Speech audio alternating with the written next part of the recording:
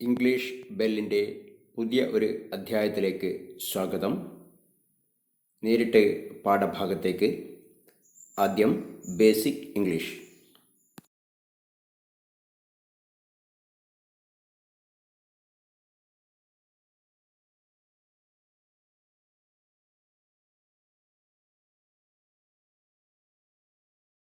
നിന്റെ പേരെന്താണ് എന്ന് ചോദിക്കുവാൻ എല്ലാവർക്കും അറിയാം. എന്നാൽ അവൻ്റെ പേരെന്താണ്, അവളുടെ പേരെന്താണ്, ഇങ്ങനെയൊക്കെ ഇംഗ്ലീഷിൽ ചോദിക്കുവാൻ ചിലർക്കെങ്കിലും ബുദ്ധിമുട്ടുണ്ടാകാറുണ്ട്. നമുക്ക് ഇതൊന്ന് പരിശോധിക്കാം.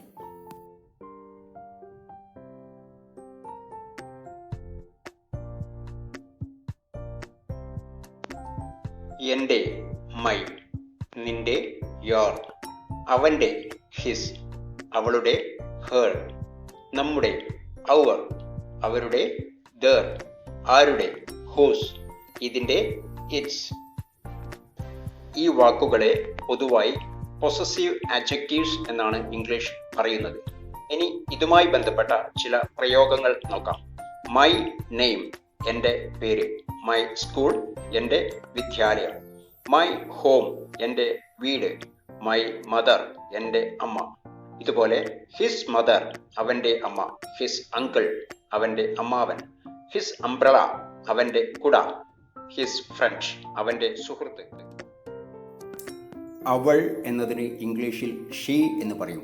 അവളുടെ എന്നതിനാണ് ഹെർ എന്ന് പറയുന്നത്. ഹെർ നെയിം, അവളുടെ പേര്. ഹെർ ബാഗ്, അവളുടെ ബാഗ്. ഹെർ സിസ്റ്റർ, അവളുടെ സഹോദരി. ഹെർ ഫാദർ, അവളുടെ അച്ഛൻ. ഹെർ ഫാദേഴ്സ് നെയിം, അവളുടെ അച്ഛൻ്റെ പേര്. ഹെർ മദേഴ്സ് നെയിം, അവളുടെ അമ്മയുടെ പേര്. നമ്മൾ എന്നുള്ളതിന് ഇംഗ്ലീഷിൽ വി എന്നാണ് പറയുക. നമ്മുടെ എന്ന് പറയുമ്പോൾ അവർ എന്ന് പ്രയോഗിക്കണം. നമ്മുടെ രാജ്യം, അവർ കൺട്രി. നമ്മുടെ സംസ്ഥാനം, അവർ സ്റ്റേറ്റ്. നമ്മുടെ ഗ്രാമം, അവർ വില്ലേജ്. നമ്മുടെ ജോലി, അവർ ജോബ്. നമ്മുടെ അഭിപ്രായം, അവർ ഒപ്പീനിയൻ. നമ്മുടെ വീട്, അവർ ഹൗസ്. അവരുടെ എന്നുള്ളതിൻ്റെ പ്രയോഗമാണ് ദർ. അവർ എന്ന് പറയാൻ ദേ എന്നാണ് ഉപയോഗിക്കുക. അവരുടെ എന്ന് പറയുമ്പോൾ ദർ എന്ന് ഉപയോഗിക്കണം. ദർ കോളേജ്, അവരുടെ കോളേജ്. ദർ ക്ലാസ് ടീച്ചർ, അവരുടെ ക്ലാസ് ടീച്ചർ. ദർ ടീം, അവരുടെ ടീം. ദർ കാർ, അവരുടെ കാർ. ദർ ഫ്രണ്ട്സ്, അവരുടെ കൂട്ടുകാർ. ദർ മാനേജർ, അവരുടെ മാനേജർ. ആര് എന്നുള്ളതിന് ഹൂ എന്നാണ് ഇംഗ്ലീഷിൽ പറയുക. ആരുടെ എന്ന് പറയുന്നതിനാണ് ഹൂസ് എന്ന് ഉപയോഗിക്കുന്നത്. ഹൂസ് ബൈക്ക്, ആരുടെ ബൈക്ക്. ഹൂസ് ഡിസിഷൻ, ആരുടെ തീരുമാനം. ഹൂസ് ഇൻട്രസ്റ്റ്, ആരുടെ താൽപ്പര്യം. ഹൂസ് ബാഗ്, ആരുടെ ബാഗ്. ഹൂസ് ഒപ്പീനിയൻ, ആരുടെ അഭിപ്രായം. ചിലർ ധരിച്ചു വച്ചിരിക്കുന്നത് ഹി എന്ന പദത്തിൻ്റെ അർത്ഥം അവൻ എന്ന് മാത്രമാണ്. എന്നാൽ അങ്ങനെയല്ല. ഹി എന്ന പദത്തിന് അവൻ, അയാൾ, അദ്ദേഹം എന്നൊക്കെ അർത്ഥങ്ങളുണ്ട്.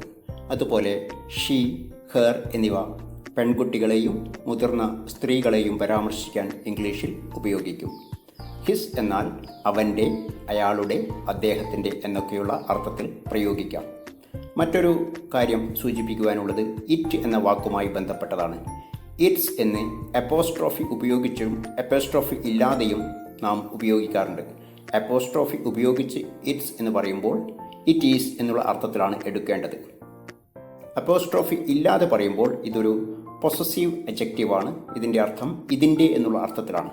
ഉദാഹരണത്തിന് ഇറ്റ് ഈസ് എ കാറ്റ് എന്നുള്ളത് ഇറ്റ്സ് എ കാറ്റ് എന്ന് അപ്പോസ്ട്രോഫി ഉപയോഗിച്ച് നമുക്ക് പറയാം.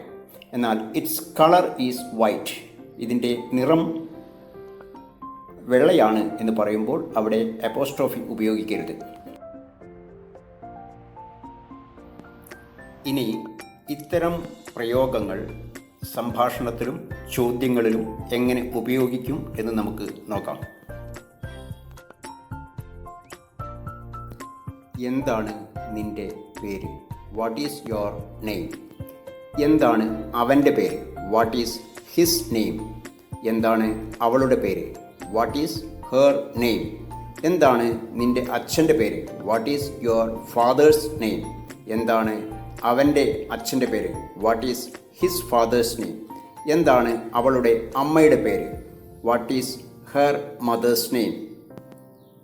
ചിലർ അവൻ്റെ പേര് എന്നതിന് ഹീ നെയിം എന്നും അവളുടെ പേര് എന്നതിന് ഷീ നെയിം എന്നും ഒക്കെ തെറ്റായി പ്രയോഗിക്കാറുണ്ട്. ഓർത്തിരിക്കുക, അവൻ്റെ പേര് ഹിസ് നെയിം, അവളുടെ പേര് ഹെർ നെയിം. അതുപോലെ തന്നെ അച്ഛൻ്റെ പേരിന് what is your father name എന്ന് ചിലർ ചോദിക്കാറുണ്ട്. ഫാദർ നെയിം എന്നോ മദർ നെയിം എന്നോ പ്രയോഗിക്കരുത്. Father's name, mother's name, brother's name, sister's name. ആവർത്തിച്ച് വായിച്ചു കൊണ്ടിരിക്കുമ്പോൾ നിങ്ങൾ സ്വയം സംസാരിച്ച് തുടങ്ങും. കാര്യങ്ങൾ മനസ്സിലാക്കി പഠിക്കുക. ചോദ്യങ്ങൾ വായിക്കുമ്പോൾ ചോദിക്കുന്നത് പോലെ വായിച്ച് പരിശീലിക്കുക. തലസ്ഥാന നഗരം, ഇതാണ് ക്യാപിറ്റൽ സിറ്റി. വധശിക്ഷയ്ക്കാണ് ക്യാപിറ്റൽ പണിഷ്മെൻറ്റ് എന്ന് പറയുന്നത്. കരുതലോടെയുള്ള നീക്കം അല്ലെങ്കിൽ സമീപനമാണ് കോഷസ് അപ്രോച്ച്. സർക്കം ആംബുലേറ്ററി പാസേജ് എന്നത് പ്രദക്ഷിണ പദത്തെയാണ് പറയുന്നത്. സാഹചര്യ തെളിവുകളാണ് സർക്കംസ്റ്റൻഷ്യൽ എവിഡൻസ്. അനുസ്മരണ പ്രഭാഷണത്തെ കമമറേറ്റീവ് സ്പീച്ച് എന്നും വെടിനിർത്തൽ ലംഘനത്തെ സീസ്ഫയർ വയലേഷൻ എന്നും പറയുന്നു. മനസാക്ഷി സൂക്ഷിപ്പുകാരനാണ് കോൺഷ്യൻസ് കീപ്പർ. വിവാദ പ്രസ്താവന കോൺട്രവേഴ്സ്യൽ സ്റ്റേറ്റ്മെൻറ്റ്. പകർപ്പവകാശമാണ് കോപ്പിറൈറ്റ്. പകർപ്പവകാശ ലംഘനത്തെയാണ് കോപ്പിറൈറ്റ് ഇൻഫ്രിഞ്ച്മെൻറ്റ് എന്ന് വിളിക്കുന്നത്.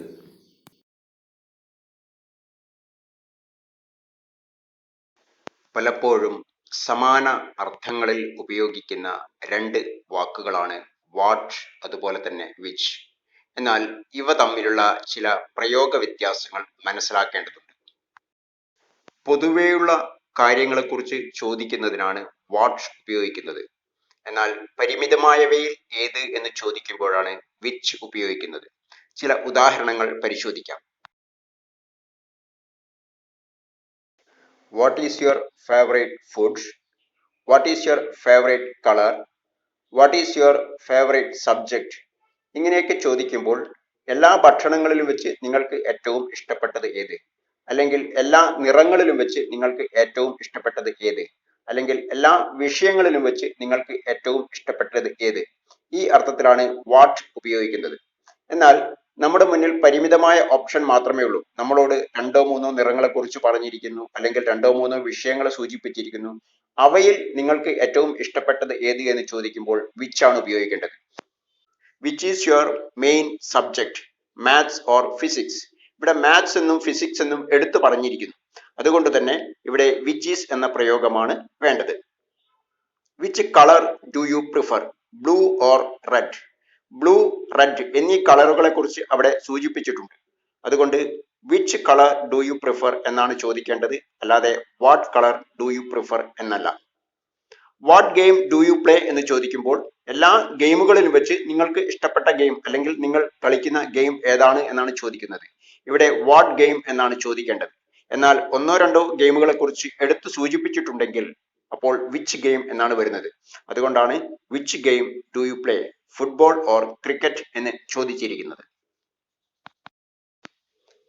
ഏതൊരു ചാനലിൻ്റെയും വീഡിയോകളും അതുപോലെ നോട്ടിഫിക്കേഷനും ലഭിക്കുവാൻ സബ്സ്ക്രൈബ് ചെയ്താൽ മാത്രം പോരാ. സബ്സ്ക്രൈബ്ഡ് എന്ന് ആയതിനു ശേഷം ബെൽ ഐക്കോണിലെ ആൾ എന്ന ഓപ്ഷൻ ആക്ടിവേറ്റ് ചെയ്യണം.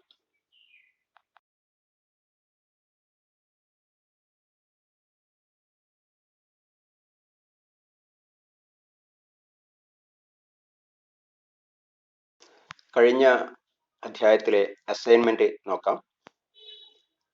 ആദ്യത്തെ വാക്ക് നംനെസ്. ഈ വാക്കിൽ ബി സൈലന്റ് ആയാണ് ഉച്ചരിക്കുന്നത്. കൈകളിലും കാലുകളിലുമൊക്കെ അനുഭവപ്പെടുന്ന മരവിപ്പിനെയാണ് നംനെസ് എന്ന് പറയുന്നത്. രണ്ടാമത്തെ വാക്ക് കെയോസ്. ബഹളം അല്ലെങ്കിൽ കുഴപ്പം എന്നൊക്കെയാണ് ഇതിന്റെ അർത്ഥം. ബദാമിനാണ് ഓമണ്ട് എന്ന് പറയുന്നത്. വസ്ത്രങ്ങളിൽ മലിനമാകാതിരിക്കാൻ ധരിക്കുന്ന മേൽവസ്ത്രം, പ്രത്യേകിച്ചും പാചക സമയങ്ങളിലൊക്കെ ചെയ്യുന്ന മേൽവസ്ത്രമാണ് ഏപ്രോൺ. കുളിക്കുക എന്നതിന് ബെയ്ത് എന്നും കുളി എന്നതിന് ബാത്ത് എന്നും പറയുന്നു. BATH ബാത്ത് നൗൺ ആണ്. BATHE ബെയ്ത് വേർബ് അല്ലെങ്കിൽ പ്രവൃത്തിയെ സൂചിപ്പിക്കുന്നു. ഇതുപോലെ തന്നെ ബ്രത്ത്, ശ്വാസം എന്നുള്ളതിന്റെ ഇംഗ്ലീഷാണ് ബ്രത്ത്. ശ്വസിക്കുക എന്ന പ്രവർത്തനമാണ് breathe. BREATH breath, BREATHE breathe. Cleansing എന്നുള്ള വാക്കിന്റെ അർത്ഥം ശുദ്ധിയാക്കുക അല്ലെങ്കിൽ ക്ലീൻ ചെയ്യുക എന്നാണ്.